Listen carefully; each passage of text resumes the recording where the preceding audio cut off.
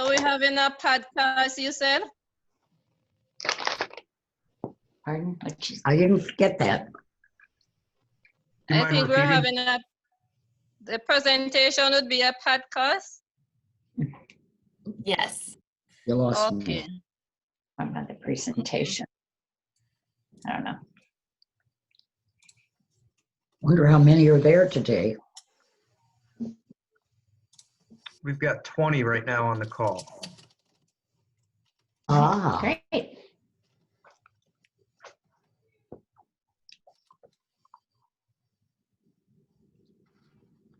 here's Jeannie. I learned the first week when I was having trouble with my video, and it only showed up my name, that I needed to update Zoom in order to get your video back on. And so that helped me quite a bit. I think in the future, maybe we, at our meetings where we're actually in person, we ought to offer Zoom as well for people who can't make it to the meetings in person. This has been a great gathering tool. So just so you know, we've called a special board meeting next week to think about not only the next couple months, but to review how the Zoom meetings might be integrated into future Kiwanis programs. And so we're definitely thinking about it. Great. I've got 12:05. I want to be respectful of our guest time. So why don't we go ahead and get started? Why don't we start with the Pledge of Allegiance? Everybody okay with that? Great. Absolutely. I pledge allegiance to the flag of the United United States States of America, to the republic and to the Republic, republic which is which stands, is one one nation, nation, under God, under God, indivisible, indivisible, with liberty and justice justice for all. kind of a cool echo effect going there. Before I get going, I think we had most of the guests introduce themselves. Do we have any other guests on the call today? Okay. Dear Sonia, I think I have a member just joined, dear Sonia Liebert. She can introduce. Sonia?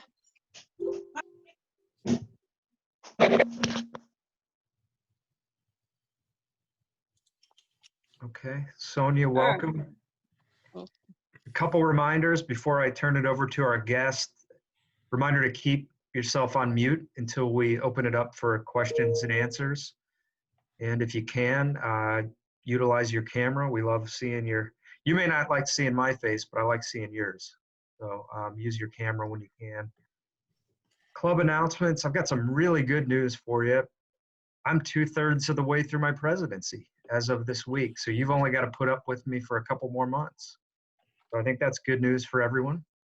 Reminder, we've postponed all new member dues through October 1st. We've canceled all meetings through July 9th.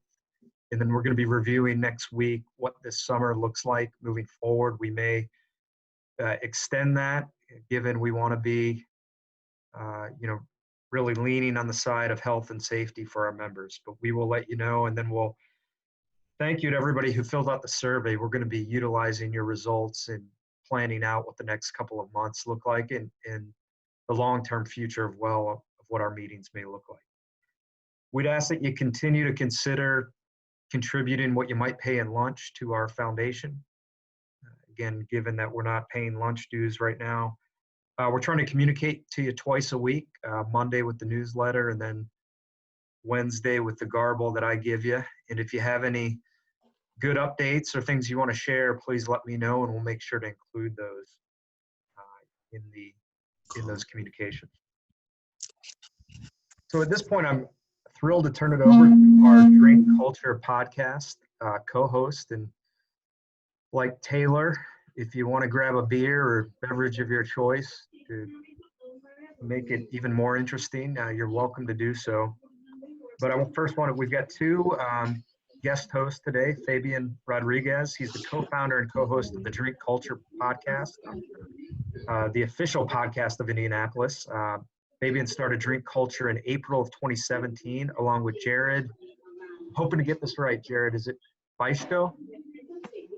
Okay, all right. They were later joined by Haley Brown in January of 2018. Their mission is to strengthen and inspire communities through storytelling. When Fabian is not podcasting, he enjoys spending time with his wife, Kristen, and 2 Persian cats, waffles, and mini wheat. That sounds like what I give my kids every day for breakfast, because I don't have much option. Traveling and listening to vinyl records. Jared, also the co-founder and co-host of Drink Culture Podcast. When he's not podcasting, he's managing people in his fitness. He's the co-owner of Napcount Fitness. That's a great place. Jared enjoys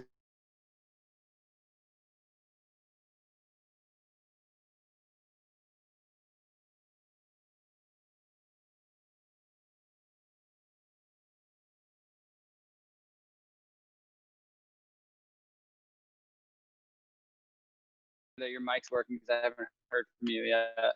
All right. Can everybody hear me? Am I too loud? No, not loud enough.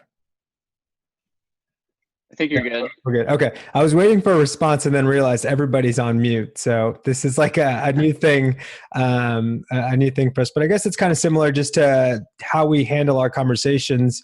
So yeah, we are the hosts. Unfortunately, Haley's not here with us today, but we are the host of the Drink Culture Podcast. And this started, over 3 years ago, and it started kind of in that room that Jared is standing in right now. At the time, and it certainly didn't look like that, but at the time we were both really big into drinking beer and drinking bourbon. I was more on the craft beer side, and Jared was more on the bourbon side, and we were kind of trading information, teaching each other kind of the things that we knew about that. And for some reason, I decided to send him a text message and say, hey, do you want to start a podcast? And luckily he said yes. I don't know that we would have started it if he hadn't said yes, but really we just decided to open up a MacBook in that lounge that he's sitting in now and just decide to record conversations, really not knowing where it was going to go or what it was going to turn into.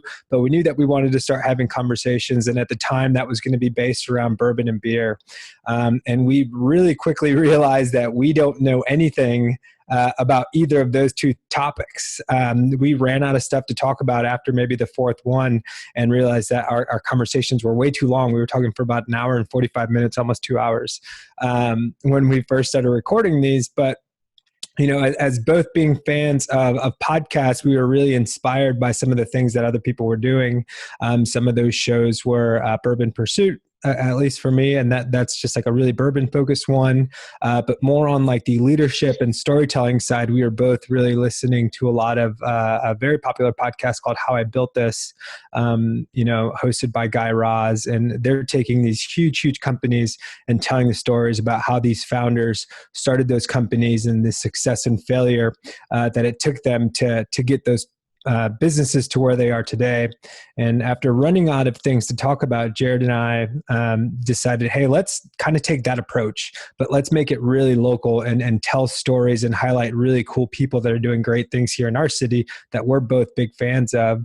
And I'll kind of let Jared take it from here for a little bit, but we were very lucky that he had a great network built up from just members of his gym. And that's kind of where we started our interview style format was through some of those connections that we had at the gym. Yeah, and to that point, I am actually currently at the gym. So if you guys hear any loud noises or banging or anything of that nature, I do apologize for that ahead of time. I've been struggling finding, as many of you probably have during this quarantine, I've been struggling to find places of quiet to be able to have conversations, to have presentations with people. So that is going on in the background a little bit. But to Fabian's point, it was, started off with that simple conversation of, hey, do you want to start a podcast? And then eventually connecting with people, meeting with people, and realizing how important it was to meet with these people in person. So that was one of the values, one of the strong tenets that we took from this from the beginning was not only are we meeting with people in the city and learning about their story, telling their story, but we're also meeting with them in person. And one of the pieces to the puzzle was the drink culture, the double entendre piece of that all was we wanted to incorporate still drinking, but also drinking in the culture of the city at the same time. So we would go to the physical spaces of these individuals. We would go to the different businesses to sort of see them in their environment and then have those in-depth conversations to learn more about them. The beauty of it all is, selfishly, and Fabian, you could probably agree to this, you know, the reason why we continue doing this is because we continue to learn about things in the city that we otherwise didn't know about, things, you know, businesses we otherwise didn't know about, issues within Indianapolis we otherwise didn't know about. It's just been absolutely amazing to build that network, learn more about Indianapolis and who is currently lifting Indianapolis to a higher level. And it's been amazing to be a part of that process here in the city. Do you want to talk a little bit more in depth about the vision, Fabian? Yeah, and you know, the vision is interesting because I think it's something that we kind of struggled with towards the beginning of just like, why are we doing this? Like, I know that we're having fun. I know that intrinsically we're getting these great rewards in terms of building great networks and hearing these stories and just being inspired to go out and do more on our own. But what's interesting, like I said, it took us a while to get there. But we landed on inspiring and strengthening communities through storytelling. And we really felt that we were doing our best part to help uplift the city by giving a platform and letting business owners and entrepreneurs and just people that are doing interesting things here that really make up the fabric of the city, allowing them to share their voice and really educate other people in the city about the things that they're doing. And, you know, if I didn't say this at the top of our presentation, I just want to thank you guys for having us here and allowing us to talk about this. But it's an interesting point in time that we're living in. And whenever you have an opportunity to do something like this, it forces you to reflect on what you've done, right? And so I'm looking for examples of things that we've done. And, you know, had we known that things like coronavirus were going to happen, or the unrest over things that are going on with the George Floyd thing, you know, I don't know that we would have been prepared to tell these types of stories, but now we see kind of how important it is to be able to have this thing that's going to continue to live on, where you have this like living, breathing artifact of this person and that person in that point of time where they're talking about their business. So really having that inspiring and strengthening communities was really the core of what we wanted to do and why we wanted to do it in person, you know, to build those relationships with people and help spread their stories so that when we listen to it, we realize why it's so important to our city to have people like them doing things. Yeah, it's almost, in a sense, it's served as a time capsule, and will continue to serve as a time capsule for business owners, for artists, for civic leaders, and it's been really cool to go back and, you know, to Fabian's point, I definitely went back and kind of thought about some of our favorite moments, some of the things we've learned, and I mean, I almost was brought to tears quite a few times of just looking back just for this conversation today of what we've gone through over the last 3 years. It's been pretty tremendous to see. One of the first things that I remember probably from our 4th or 5th interview was with Elise Lane of Scarlet Lane Brewery. And it was very eye-opening to just sort of sit in that conversation. She's a female-owned brewery in a male-dominated industry, or female-owned brewer, sorry, in a male-dominated industry. And she opened up right away to us, and Fabian and I had just met her, and it was really, really a vulnerable situation to sort of learn from that. And she right away kind of said, you know, I'm so sick of people always asking, what do you do? What do you do for a living? What's your career? Like, as if in that sense that has to be our identity. And the best part that I took from that, and I still, you know, 3 years later take away from it, was she recommended that people ask, what are you into? And by asking someone, what are you into, it opens up a completely different conversation. It opens up doors to, they could talk about their hobbies. They could talk about their kids. They could talk about, you know, a book they just read, rather than diving straight into what is their career, or what have they done in their career, or what is, you know, their biggest accolade. Because I feel like we always identify with that versus identifying with the things that truly are inside of us. And since that moment, I've always taken it upon myself to ask that question. And when I meet someone, whether it be a networking event or at a social, I always try to dig in a little bit deeper and use those 5 whys of, what are you into? And then leading off with, why are you into that? And maybe kind of even peeling back that onion even more to figure out more about this person so we can find a more common bond. So that was a tremendous moment for me. And it happened in the 5th, 6th, 7th episode. So from that point forward, it's like, ooh, we're onto something here. This is really cool. And Jared's not lying. To this day, I still hear him use that line, what are you into? And I couldn't agree more. I think it's such an important question because you see people's faces light up because they're actually talking about something that they're passionate about and want to be talking about versus, what Jared was talking about earlier of just like, all right, let me give you my spiel on what I do and where I do it, right? And who I do that for. So it's a very interesting question. I don't think that anybody asked me, but I'm going to piggyback off of Jared and just say one of the big things that I've learned is just how important having conversations are for creating understanding and empathy.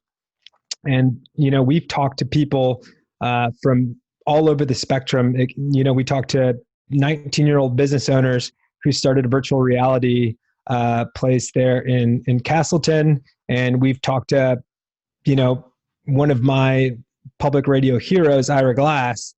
So we've really gone end to end, and there's just something that you can take from every single conversation, and you can start to understand people a little bit more, and where they come from. So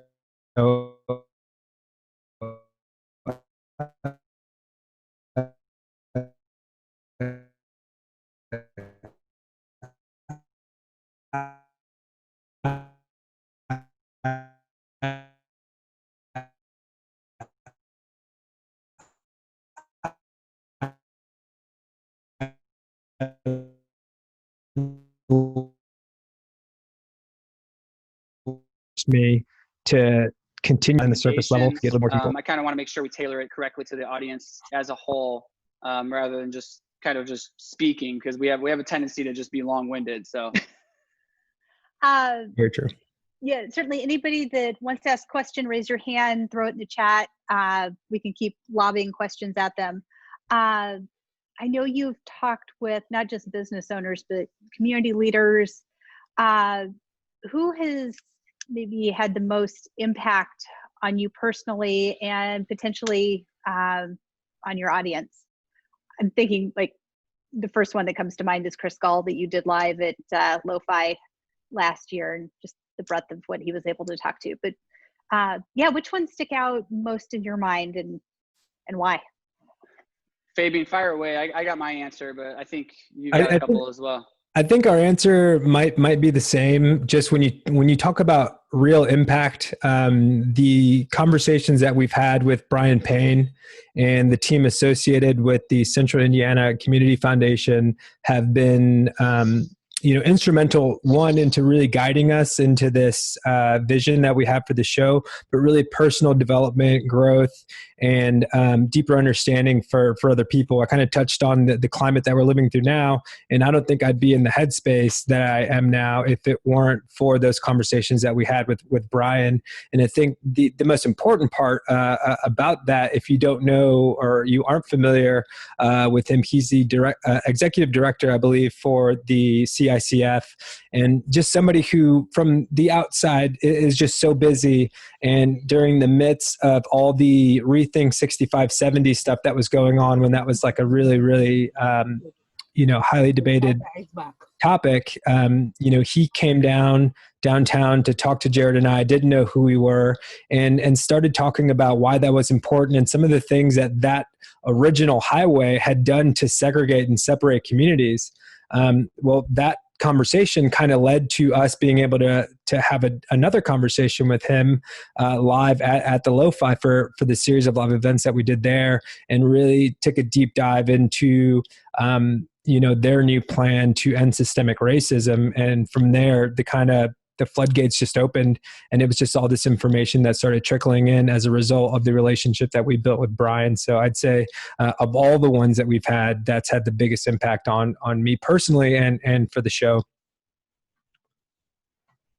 Yeah, and I think we just got a great question of what opinion would be on some episodes to go back to and listen to, which leads me to my favorite episode was with Chris Baggett. And Chris Baggett is a mentor of mine.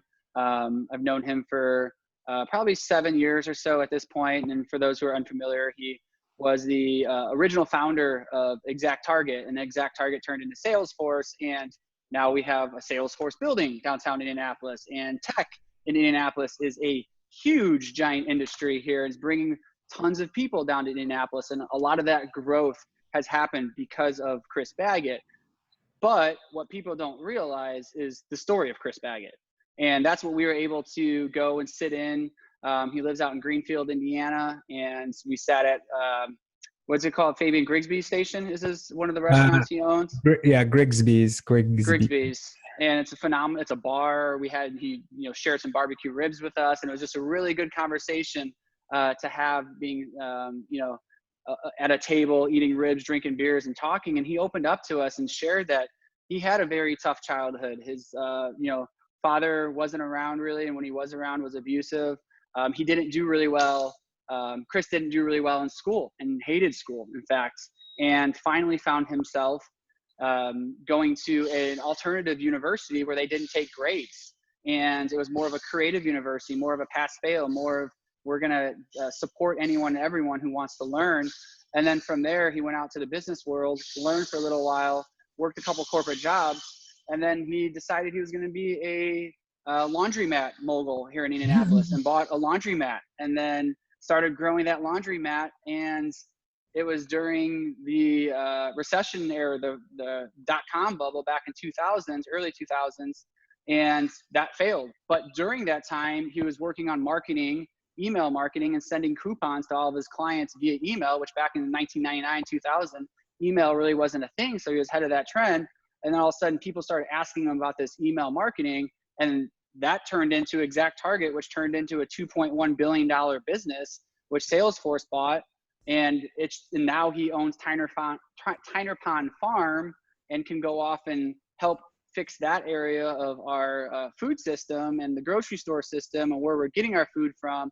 And it's just like hearing this story over a 2.5 hour time frame behind microphones, and not only getting the story, but getting the story as a time capsule that's living on the internet now, and anyone can go listen to.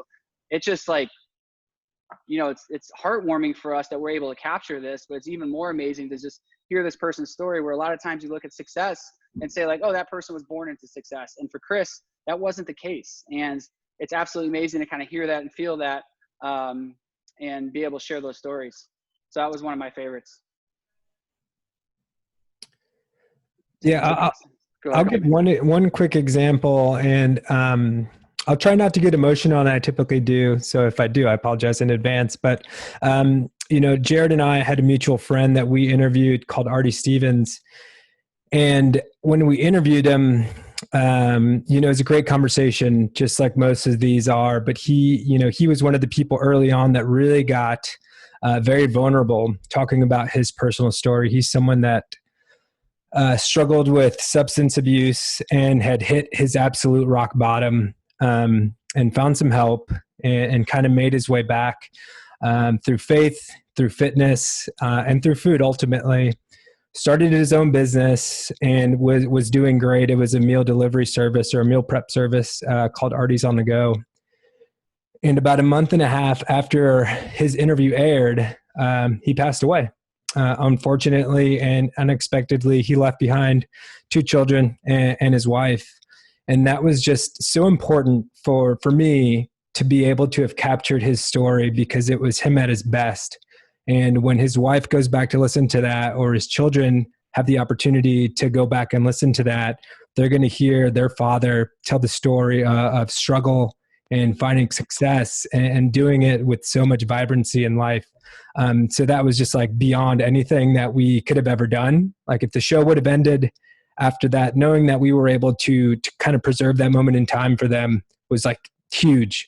And it's something that can easily be overlooked for somebody like an Ira Glass or something like that, who's like a huge get. But when you sit down and think about like what was really important, I always come back to that episode. So Artie Stevens, you can look it up. It's out there. We have a question in the chat. What are what are some of your dream guests for future podcasts, or who have you been trying to get at that we may be able to help you with? I know the answer to this one. I think Fabian would agree with this. We've been trying to get the Mayor Joe Hogsett on the podcast for probably about a year or two now. And in fact, we had him scheduled at the, I'm going to get this wrong, Indy Parks Foundation, the mayor's lunch for Indy Parks. And he was going to be a guest of ours on the after show, because there's a little bit of a happy hour after the fact. And that was the day that the coronavirus broke in Indianapolis. And actually during the entire, so it was at the JW Marriott, and there's 800 people there. And in the middle of that, you actually saw city officials walking to his table and grabbing him and pulling him out because they had to go figure out. And Fabian and I, strangely enough, were sitting at the Visit Indy table, which is the tourism convention division here of Indianapolis. And Fabian and I were two of three people at the table, and it was a table of 10, because they all had to be pulled away. They were pulled away as well to help with the messaging of what was going to happen when the coronavirus hit Indianapolis. That was the day we had our first reported case here in Indianapolis. But yeah, to answer the question, Mayor Joe Hogsett would be a phenomenal guest to talk to. Even prior to the current, climate we're in, prior to the coronavirus climate we were in as well, or currently in. He was definitely the number one that we want to just sit down with, just to kind of figure out, like, what is the vision of Indianapolis? What is the future of Indianapolis? My perfect question for him would be, in 10 to 15 years from now, what does Indianapolis look like? And I'd love to see like a bulleted list of 3 to 4 things that really, hit home of what he wants Indianapolis to be in 10 to 15 years from now. For me, if we're going to have a little fun and have a dream list, I think the more that I got into reading books, the more I really became obsessed with the idea of wanting to interview Andrew Luck. So that's still highly on my list of people that I think we need to talk to.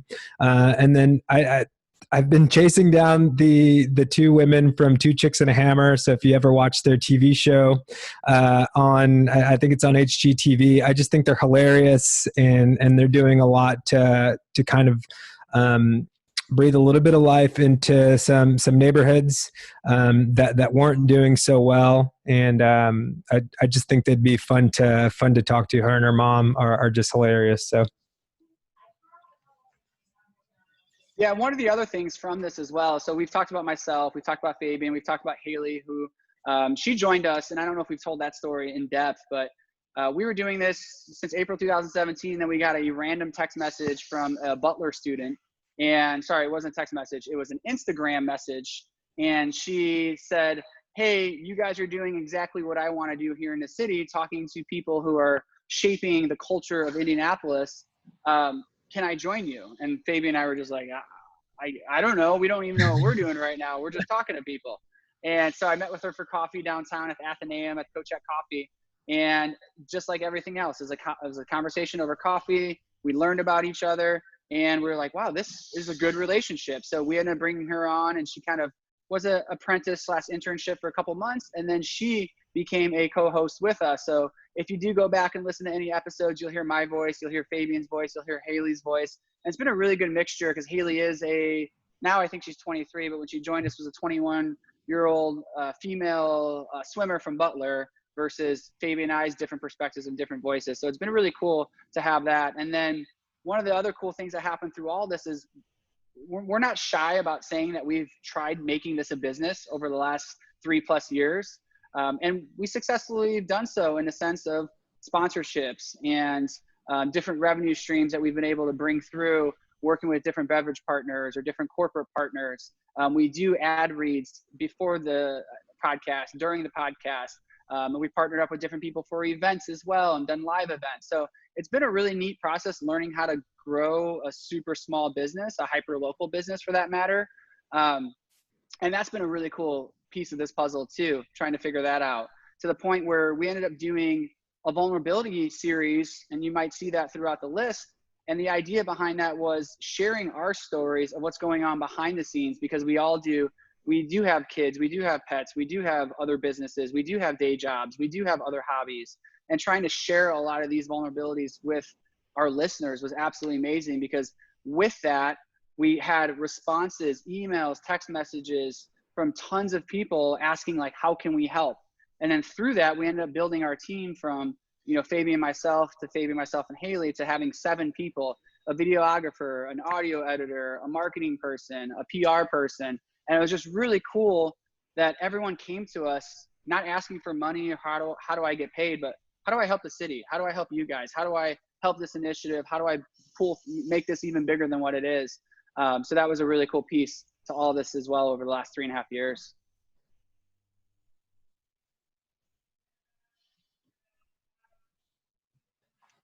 What other questions do we have? This is a very inquisitive group. Feel free to unmute yourself or post in the chat.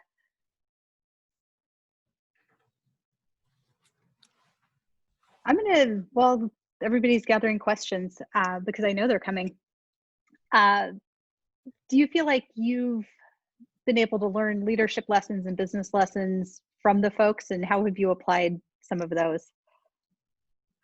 Go for it, Fabian. Not to put you on the spot. No. It's a really good point. And I'll let him. I would say yes. And it's hard to pin down specific things. I think, if we talk broad ranging, like overarching themes, it's just this concept of we live in a city where anything is possible. And if you want to start a business or you want to go out and do something, there's really nobody that's going to stop you. If anything, we live in a time and a place here in Indy where people are going to help you and they want to see you succeed. And I think that we've taken that ethos from everybody kind of saying that and put it into practice. And any time that we've needed a connection, our past guests have been so great to work with in terms of helping us get to the next level. And that's really how we've been able to grow to where we are right now, is just that whole participation piece where people want to see you succeed as long as you're willing to put in the work. And, we didn't have any prior experience producing a podcast or putting out content or being a pseudo marketing company like we've kind of become. But we just kind of went with rolled with the punches and asked for help when we needed it. And there's been some great mentors and people that have helped us along the way. But it's that work piece and putting in the time and the work to go out there and do it. And the possibilities are endless when you do that. And we've seen that time and time again with everybody that we've interviewed who's gone out to go create a business or create art or create a movement or help the community. They all have this desire to go out there and do it, and this motivation. And so that has been the thing that I take away from almost every single conversation. I just got a really good question. Have we been in contact with the women at Indy Maven? We have not had them on the show yet, but we are familiar with them. In fact, Haley, our co-host, has been highlighted in a couple different articles with the Indy Maven business. So they are someone that's definitely on our radar and our list, and they're doing phenomenal things to uplift and highlight those women-owned business owners and thought leaders and entrepreneurs and artists that are women here in the city of Indianapolis as well. So that's a great organization to learn more about. One of the other questions, what do you think about podcasting looks like 5 to 10 years from now? So this is actually a really good question. I'm gonna let Fabian answer it, because the one thing I don't know if he's been shy about or didn't want to share about, but he actually started, now his career is podcasting. And Fabian's story is super interesting because he started off working at Mercedes, and then he worked for Perk, a technology firm. And while he was doing all this, he was doing podcasting. He was doing the Drink Culture podcast. So this was always a passion project on the side. But the whole goal was to make this a full-time job for him. And without telling his entire story, because he's right there and could tell it himself. I like when you tell it. He finally left his day job last September. See, in between that, September is in there. September, and made podcasting. So he's a podcast producer now, not only for the Drink Culture podcast, but for other companies here in the city, actually other companies throughout the world. So he's been able to leave his day job and do podcasting full time and still running the Drink Culture podcast at the same time, which has been quite amazing as well. So I'll let Fabian kind of jump in from there. So just speaking to what I think it's going to look like 5 or 10 years from now, I think you're going to see and this could just be wishful thinking, but I think we were on the forefront of this like hyper local approach to storytelling and how important it is. There's another question in the chat here just saying that I could never talk as much as we do. And that may be to our detriment because our episodes are really, really long, and I've struggled with that, whether we should make them shorter or not. But I think that over, the course of 90 minutes, 2 hours, and 1 or 2 drinks, maybe 3 sometimes, there's really nowhere to hide. We get into most nooks and crannies, and sometimes we don't even talk about the business that they built and why they did it. We just get into these interesting meandering stories about life lessons that kind of put them into the position to be able to do that kind of stuff. And I think that that's where you get buy-in. I think that that's where empathy starts to get created in between people. And that's where you see like technology bringing communities closer and stronger together and creating this more tight-knit thing, which was the vision behind why we started it. So I think that what you're going to see is a lot more shows like what we started to do with drink culture. And I think it's going to be this important thing where you might get this unbiased perspective of what's actually going on in a community from the voices of the people that live and work there and create there. I keep talking because I forget the phrase that we've been using, Jared, because we haven't used it in so long. But when we talk to, and I'm forgetting her name, but there was a specific term that we use, and I don't know. I'm losing where you're at. Not sure, but it'll come to me. One cool thing. We were at a podcasting convention last year, and there was one cool piece to that.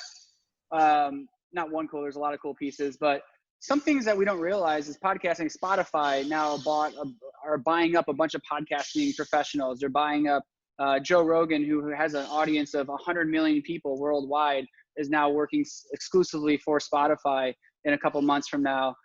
Cars, believe it or not, this is a new thing coming from the industry, but the cars we're going to start buying in 2021, 2022, 2023 are going to have a podcasting button. So instead of just like pressing a radio, you're going to press Spotify and then click on your favorite podcast, or you're going to click on Pandora, click on your favorite podcast. And it's just, the technology is only getting better. If you want to start talking about, your Alexas and your voice command, voice control type systems that you have in your house, your Google Homes, you could just essentially walk in your house and say, Alexa, play the Drink Culture podcast episode, blah, blah, blah, or the Drink Culture podcast, and it'll play the latest podcast. And so it's like technology is only getting better with that, so that the obstacles or the barrier to listen to a podcast is becoming easier. There's going to be becoming less obstacles. So the growth in the podcasting world is only going to continue, in my personal opinion, and what we've seen from the industry experts from that standpoint. Place-based podcasting was the term. There you go. And to the point of not being able to talk as much as Fabian and I, I'm actually an introvert, believe it or not. I get uncomfortable. Even in this scenario, I'm like palm sweating.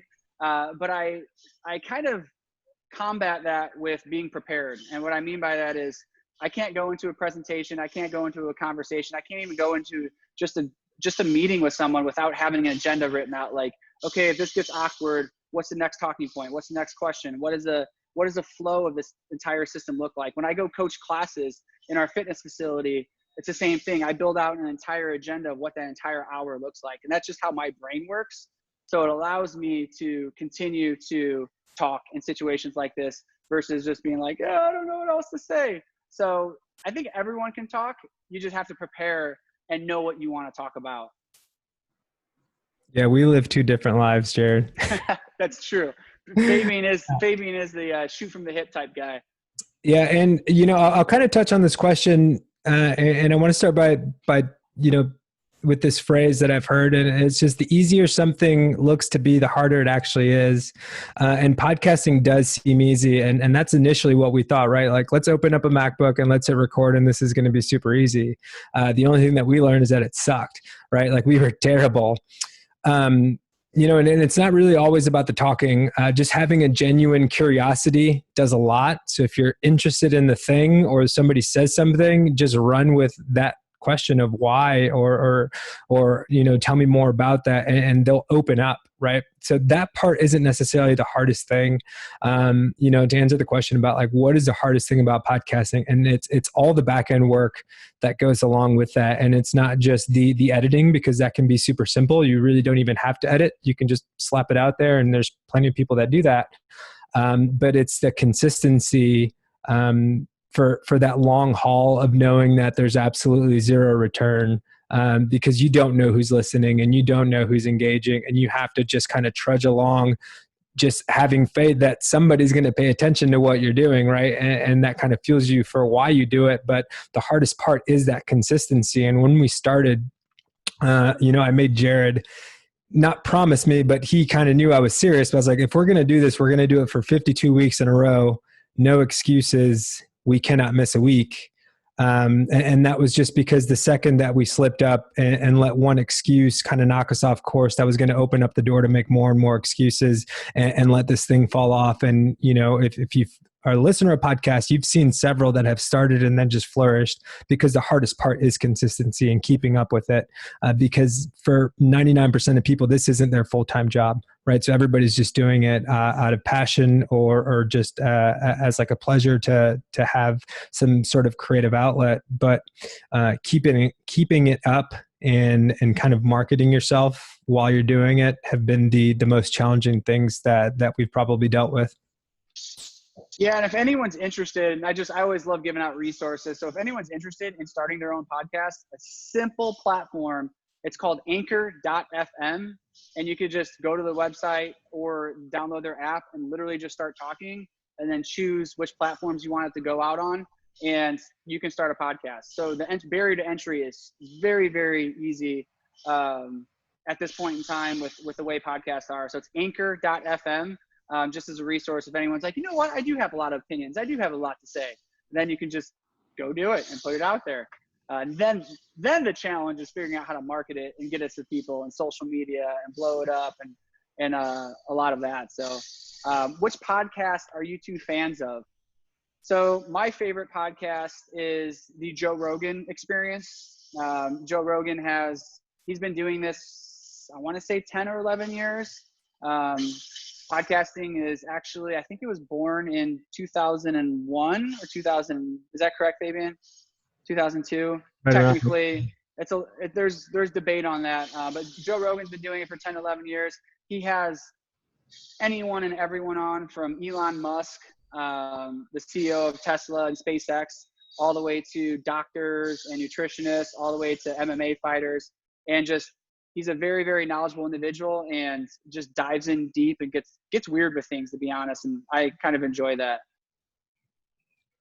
I'm a big fan of a show called Reply All, which kind of answers questions from the internet, and they kind of dig around and eventually come to find out or help people solve problems. It's really entertaining, very interesting show, Reply All. That's a great one. And then have become a big fan of the New York Times show, The Daily.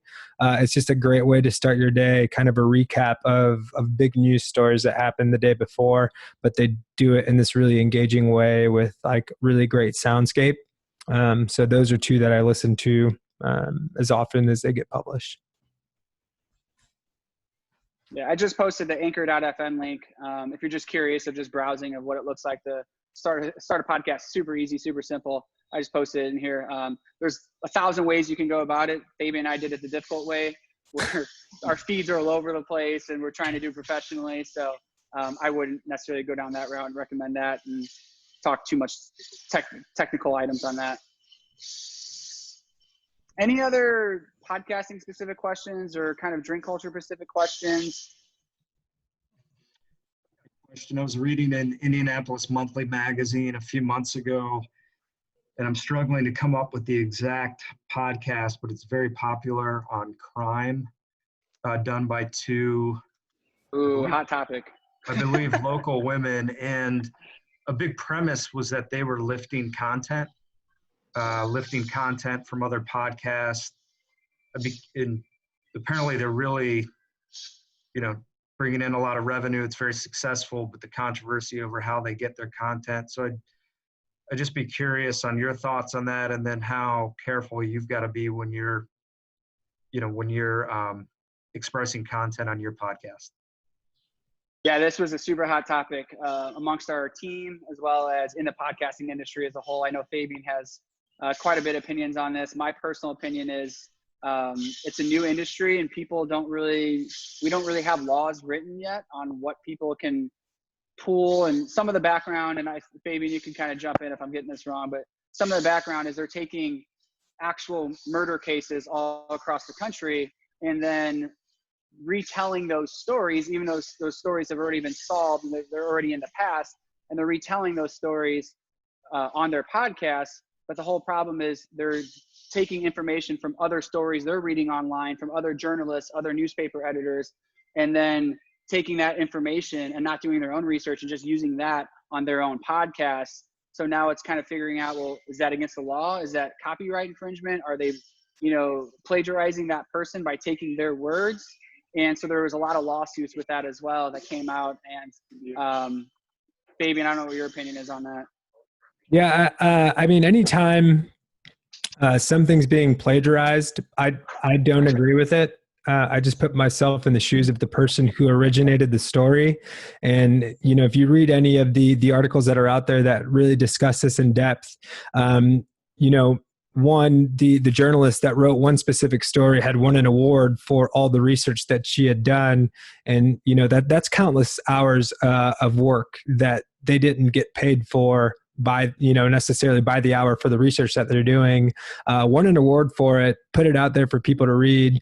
And then somebody else just kind of lifted it and used it on, as their own. And, if that's going to be a source that you cite and you give credit to the person that did all the work, I think that that's completely okay.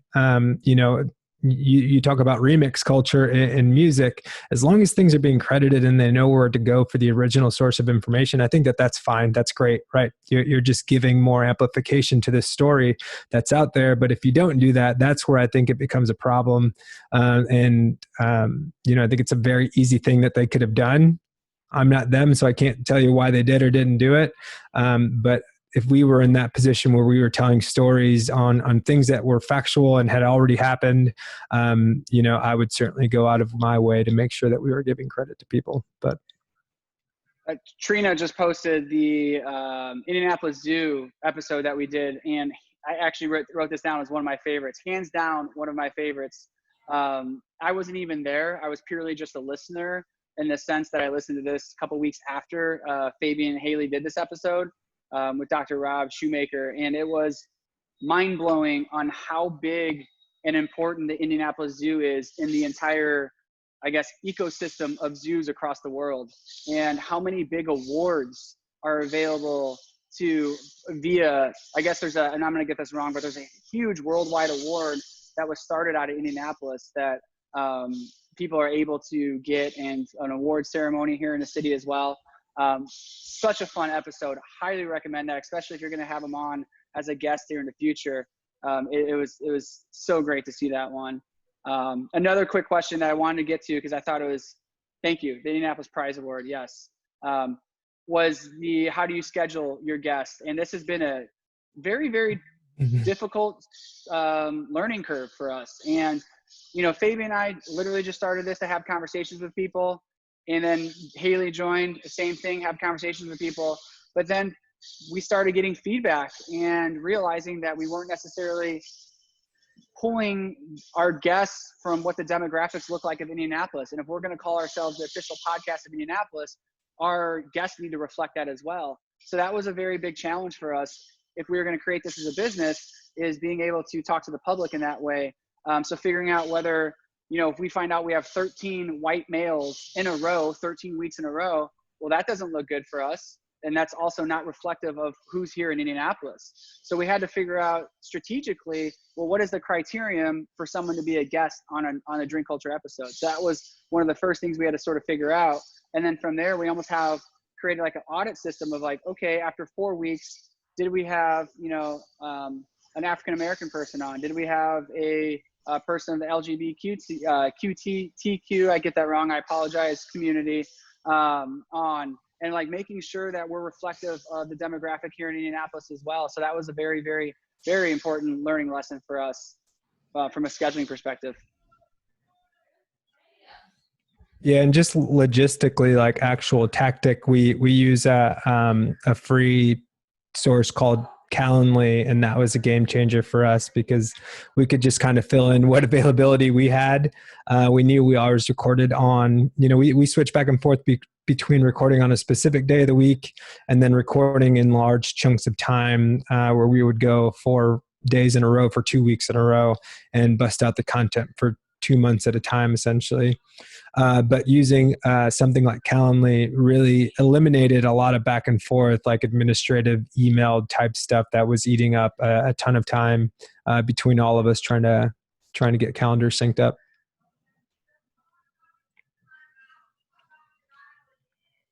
It's fantastic. I I think we have time. Of your time. Do we have one last question? Or are we ready to give these gentlemen back their time today? Okay.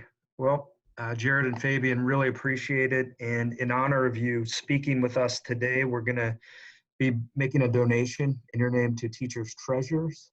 That's a great organization here in Indianapolis that helps teachers pay for their supplies here in Marion County.